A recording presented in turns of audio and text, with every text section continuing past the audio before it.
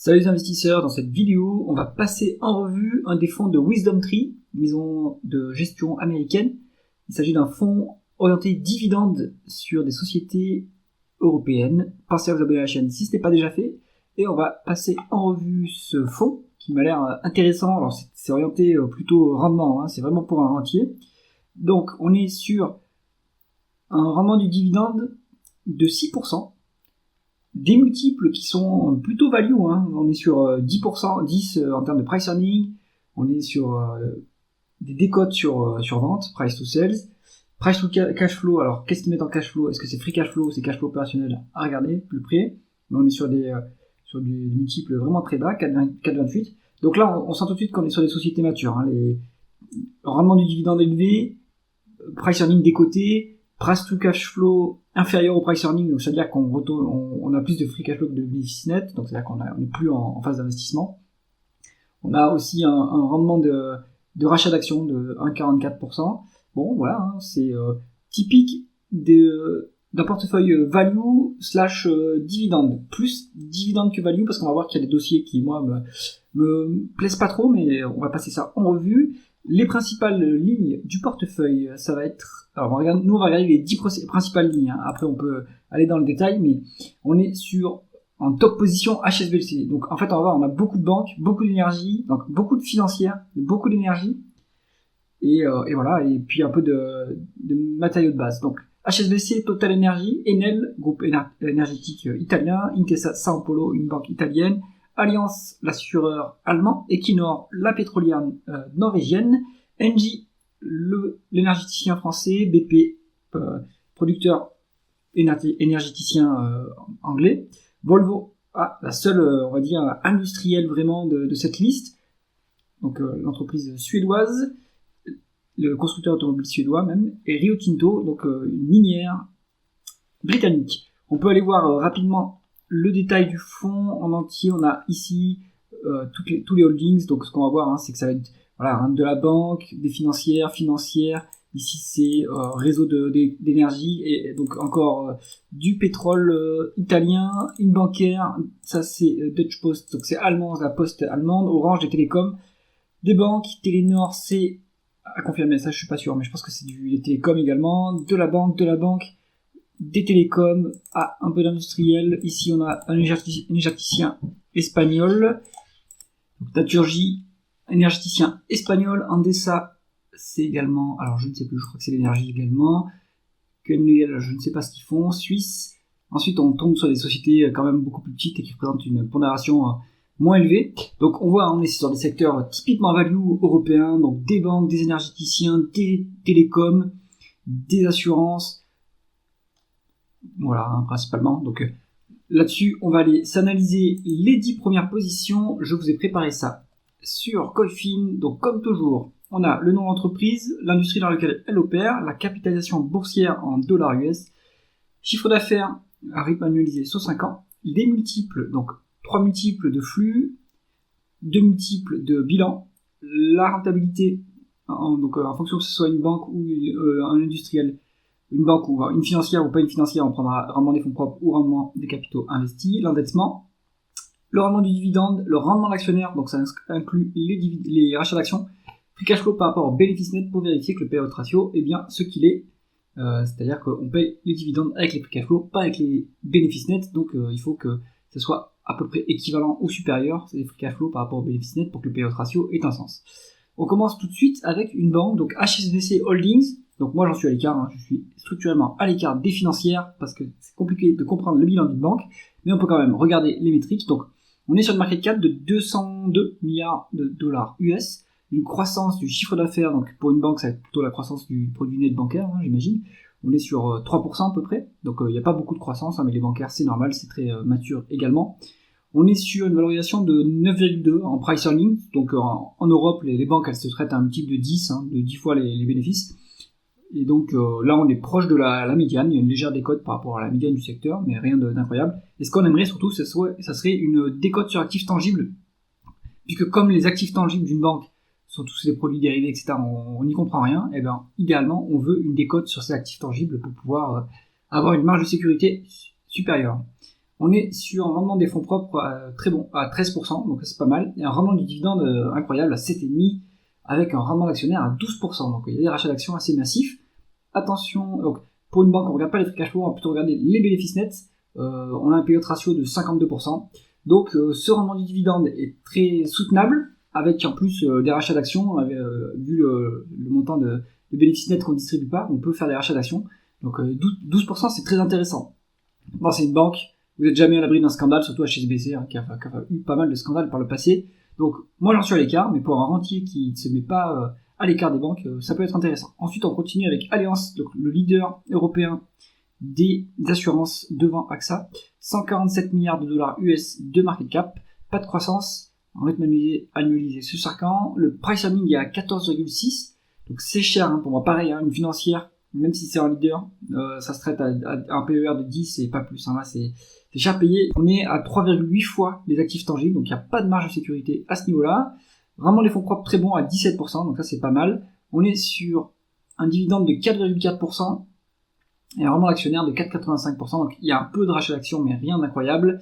Un payout ratio de 54%, donc c'est soutenable, ce niveau de dividende est tout à fait soutenable pour Allianz. Et on peut utiliser une portion des bénéfices qui restent pour acheter des actions. Donc pas si mal, mais c'est pareil. Est-ce que vous comprenez les assurances, tous les actifs d'une assurance? Du coup, moi je sais pas évaluer ça, donc je préfère passer mon chemin. Ensuite, Total Energy, incontournable, on la voit tout le temps dans tous les portefeuilles. En fait, c'est parce que elle est ultra décotée et pourtant elle rend beaucoup de cash aux actionnaires. Donc c'est normal qu'elle soit dans tous les portefeuilles qu'on voit tout le temps. 52 milliards de dollars US de market cap, une croissance de 2% rythme annualisé sur 5 ans. Donc on n'est pas en décroissance sur Total Energy, ça c'est plutôt stable, ça c'est pas mal. Et les multiples qui sont vraiment très très bas. 4,3 en valeur d'entreprise sur EBITDA, donc ça c'est pas cher. Un price earning de 9,4, des free cash flow, un price free cash flow de 8,9. Honnêtement, là-dessus, c'est vraiment pas cher du tout. On a un rendement des capitaux investis qui est à 8,5, donc ça c'est tout à fait convenable pour une société qui a quand même besoin de beaucoup de dépenses en capital et beaucoup de capital pour générer des profits. Donc c'est pas si mal. Il y a un peu de dette chez Total Energy, 0,6 fois dette nette sur EBITDA, rien d'insurmontable. Un dividende de 5,82%, c'est un dividende qui est trimestriel en plus, et 11,24 en rendement d'actionnaire. Donc on a des rachats d'actions. Free cash flow équivalent au bénéfice net, donc le payout ratio qui est affiché ici, il est véridique. On est bien à 51% à peu près, même moins, de payout ratio, donc on peut largement soutenir ce dividende. Alors peut-être qu'il va pas augmenter le dividende, mais en tout cas on peut utiliser opportunément les free cash flow pour faire des rachats d'actions, ce qui explique ce rendement d'actionnaire qui est vraiment très très très intéressant. Donc Total Energy, évidemment, c'est un incontournable d'un portefeuille value ou dividende. Rio Tinto, on est sur les mines, on est sur 105 milliards de dollars US de market cap, une croissance en rythme annualisé sur 5 ans de 4,5%, c'est rien d'exceptionnel. De mémoire, l'entreprise fait des acquisitions en plus, donc ça c'est pas que la croissance organique, il doit y avoir la croissance externe. Les multiples sont très bas en valeur d'entreprise sur EBITDA, on a 5,5, le price earning il a 9,1, donc c'est pas élevé du tout. Attention qu'on a des free cash flow qui sont bien moindres que les bénéfices nets. Donc allez questionner ça, d'où est-ce que ça vient? Est-ce que on fait les dépenses en capital élevées? Ou est-ce qu'on a une énorme variation du BFR par exemple? Donc ça c'est à voir les tableaux de flux de trésorerie. Donc si on est conservateur, il vaut mieux prendre ce multiple là, mais du coup il est un peu élevé, donc c'est peut-être un peu cher payé. Maintenant comme la valeur d'entreprise sur EBITDA est à 5,5, faut voir quoi. Si structurellement on est en fait, c'est ponctuellement, on a un free cash flow bas et du coup on a un prix de free cash flow élevé, c'est pas très grave. Sur la longue route, il faudrait que quand même les free cash flow sont équivalents aux bénéfices nets et comme donc du coup il faudrait qu'on soit vraiment à ce multiple là, à 9. Alors l'entreprise a un rendement des capitaux investis à 13,8%, donc c'est excellent, c'est un bon niveau de rentabilité opérationnelle. Un peu de dette, mais quasiment rien en dette. On a un rendement du dividende à 8,45%, donc ça c'est très bon, mais on a un rendement de l'actionnaire à 6,7%. Donc il y a de la dilution sur Rio Tinto, ça c'est moins bon. On a un payout ratio qui est à 61%, et en fait il est au-delà de 100%, je pense, si on calcule, parce que les free cash flow sont moitié moindres que les bénéfices nets. Donc ce dividende-là, il n'est pas soutenable. Dommage, Rio Tinto, c'est pas à mon avis une entreprise, donc on va voir. Si c'est les free cash flow qui sont temporairement bas, c'est pas grave, on peut payer le dividende. Si on a tous les ans un payout ratio qui est supérieur à 100% à cause des free cash flow, là c'est un dividende qui est pas soutenable, donc c'est moins bon. Donc à vérifier de plus près. Intesa San Paolo, on est sur une banque italienne, 93 milliards de dollars US de market cap, une croissance assez forte, en 10,3%. Je pense qu'il y a une fusion en fait sur Intesa pour qu'on ait une croissance aussi forte, puisque le secteur bancaire il ne croit pas du tout à ce niveau-là. On n'a pas les métriques de flux, mais bon, c'est pas très grave. On a un price to book à 1,3. Bon, en fait, il nous manque les métriques, donc on peut pas vraiment analyser. Le seul élément intéressant qu'on a, c'est ce niveau de rendement des fonds propres qui est à 13,2%, donc ça c'est pas mal. Un dividende qui est tout à fait intéressant à 7,8%. On sait pas s'il y a de la dilution ou non. Et on n'a pas le payout ratio. Donc à vérifier de plus près. Mais bon, le niveau des dividendes est intéressant, le rendement des fonds propres est intéressant. Donc je pense que bon, pour une banque, on va être à peu près équivalent aux autres banques en termes de multiples. Et toutes les banques là, elles sont en termes de rendement de l'actionnaire, elles sont vraiment pas mal. Ensuite, BP, le groupe pétrolier britannique, 92 milliards de dollars US de market cap. On est sur une croissance qui est plutôt faible, 3,5%. C'est le secteur qui veut ça. Valeur d'entreprise sur EBITDA de 4,4, mais attention, il y a un problème sur les bénéfices. Donc là, ils sont très très bas. On a 400 millions de bénéfices contre 12 milliards de free cash flow. Donc là, il y a dû avoir une énorme dépréciation, un énorme exceptionnel, une énorme dépense non cash, parce que le price of cash flow est à 7,7, donc ça c'est vraiment pas cher. Donc à mon avis, il ne faut pas tenir compte de ce price earning, il faut plutôt tenir compte de la valeur d'entreprise sur EBITDA ou des price of cash flow. On a vraiment des capitaux investis qui est très faible, à 3,3%. Donc ça, il faut aller creuser de plus près. Est-ce que c'est à cause de l'exceptionnel que le résultat, donc là c'est dans le ROIC au numérateur, on a le NOPAT, c'est-à-dire Net Operating Profit After Tax, c'est ça, donc profit opérationnel. Donc, normalement, alors si ça peut prendre en compte la dépréciation. Donc il faut aller voir de plus près quelle est la valeur de ce multiple. Donc là-dessus, sur le rendement, je ne me prononcerai pas, sur la rentabilité toutefois. On serait sur un dividende de 5,4%, donc ça c'est très bien, un rendement actionnaire énorme à 13,2%, donc il y a beaucoup de rachats d'actions. Et en fait, on peut verser ce dividende, puisque en fait les free cash flow sont à 12 milliards. Et le payout ratio, il est hyper élevé en termes de bénéfices nets, mais en termes de free cash flow, en fait, on est très loin de ce qui est affiché. Donc, BP a creusé de plus près, mais le secteur énergétique, en règle générale, ça rend beaucoup de cash, on l'a vu sur les dossiers précédents. Et d'ailleurs, on va continuer avec Enel. On est plutôt sur une entreprise qui fait de la distribution d'électricité, de mémoire. On est sur 80 milliards de dollars US de market cap, pas de croissance, avec manualisé sur 5 ans, donc ça c'est stable, c'est un business très mature. Valeur d'entreprise sur EBITDA, on a 7,1. En price earning, on a 11,4 et en price free cash flow, on a 18. Donc là, pareil, free cash flow plus bas que le bénéfice net. Qu'est-ce qui s'est passé pour qu'on y arrive? Si c'est une dégradation du BFR, c'est pas bon. Si c'est une dépense ponctuelle en capital élevé, c'est pas très grave. Donc à vérifier si structurellement on est en décalage ou si c'est ponctuel. 7 en valeur d'entreprise sur EBITDA, c'est quand même pas très cher, ça va. Ensuite, 9,4% de rendement des capitaux investis. Ça c'est pas mal, en Europe, c'est une rentabilité opérationnelle satisfaisante. Et on est sur 3,2 fois la dette nette sur EBITDA. Donc ça c'est un peu élevé. Au-dessus de 3, on est en risque. Mais en fait, Enel, comme ils font plutôt de l'infrastructure, c'est comme les télécoms, ils peuvent s'endetter à un niveau élevé puisqu'ils ont une grosse visibilité sur les cash flows. Donc les banques peuvent leur prêter même au-delà de 3 fois la dette nette sur EBITDA. En fait, dans les covenants bancaires, pour ce type d'industrie, on va au-delà de 3 fois, alors que classiquement, dans les autres industries, on se met une limite à 3 fois. Donc, ce niveau de dette, il doit être soutenable, surtout qu'il faut regarder les taux d'intérêt, en fait. À quel taux peut s'endetter Enel, pour savoir si ça va coûter très cher en frais financiers ou pas. Un rendement du dividende à 7%, c'est intéressant, mais un rendement d'actionnaire à 6,2%, donc il y a un peu de dilution quand même sur Enel, ça c'est un peu dommage.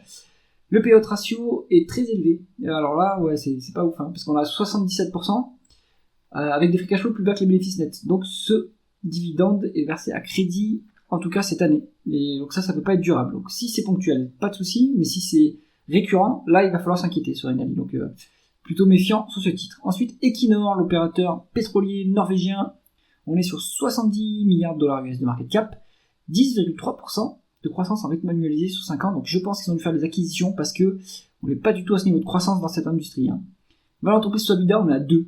Là, c'est vraiment très très bas. 8,3 en termes de PER, c'est très bas. Price to free cash flow 8,8, c'est très bas. Donc là, il y a une décote de l'espace sur Equinor. Franchement, c'est pas mal.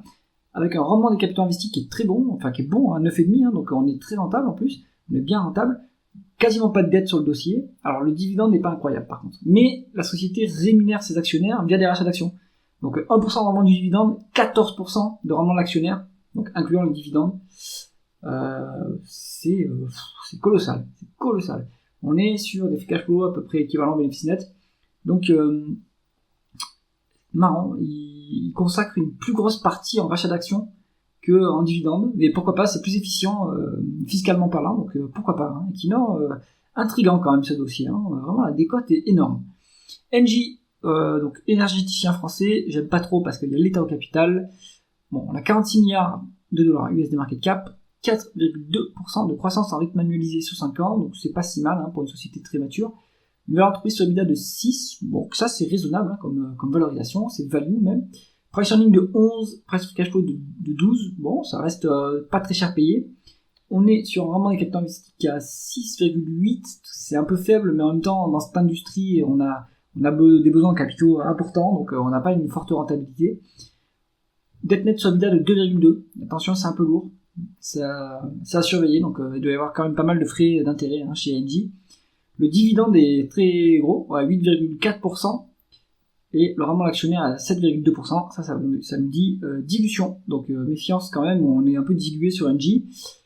Free cash flow légèrement moins élevé que les bénéfices nets, et même en termes de bénéfices nets, on a un payout ratio qui est au-delà de 100%, donc ce dividende n'est pas du tout soutenable à ce niveau-là. Donc dossier pas qualitatif à mon sens, Engie. Et Volvo, le constructeur automobile suédois, on est sur 6,4 milliards de dollars USD market cap, vraiment beaucoup plus petit que les autres dossiers. On a 8% de croissance en rythme annualisé sur 5 ans, donc ça c'est pas mal. Une valeur entreprise sur EBITDA de 1,6. Mais vous regarderez tous les constructeurs européens, c'est au ras des pâquerettes la valorisation, mais le marché déteste ce secteur et a raison puisqu'il se fait complètement disrupter par la voiture électrique. C'est un carnage et ceux qui souffrent le plus sont même pas les constructeurs auto, ce sont les équipementiers auto. Donc là c'est un secteur complètement sinistré. Hein. Price earning de 4,6, price to cash flow de 3,2. Il y a même une décote sur actif et une décote sur actif tangible. Donc là vous avez une énorme marge de sécurité, mais le secteur est très très compliqué. Hein. Rendement des capitaux investis à 10%, donc ça c'est quand même pas mal. Hein. Une bonne rentabilité, un bon rendement des capitaux investis. Alors il n'y a pas de dividende affiché ici, mais s'il est dans le fonds income de WisdomTree, je pense qu'il doit verser un dividende, en tout cas cette année. Donc à vérifier ça. Donc il n'y a pas de payout ratio puisqu'il n'y a pas de dividende. Alors, qu'est-ce qu'on garde dans cette liste ?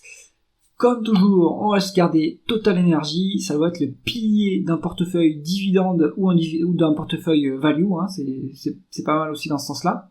À l'écart des financières, Rio Tinto, il y a de la dilution, le dividende est élevé, mais bon, c'est quand même très cyclique, plus que l'énergie à mon sens, donc plutôt à l'écart. BP, alors hormis le problème, il faut aller voir pourquoi il y a des bénéfices nets qui sont si bas que ça, mais en dehors de ça, ça a l'air pas mal, hein, BP. Enel, je pense qu'il y a beaucoup de dettes, même si c'est de l'infrastructure. Equinor, voilà, je mettrais Equinor en 3. Donc on serait sur Total Energy, BP, Equinor, que du pétrole, mais écoutez, les multiples sont quand même attractifs et le rendement d'actionnaire est assez élevé, donc c'est intéressant à mon avis. J'espère que cette analyse vous a plu, c'est qu'à mettre un pouce vers le haut et pensez à vous abonner à la chaîne. À bientôt.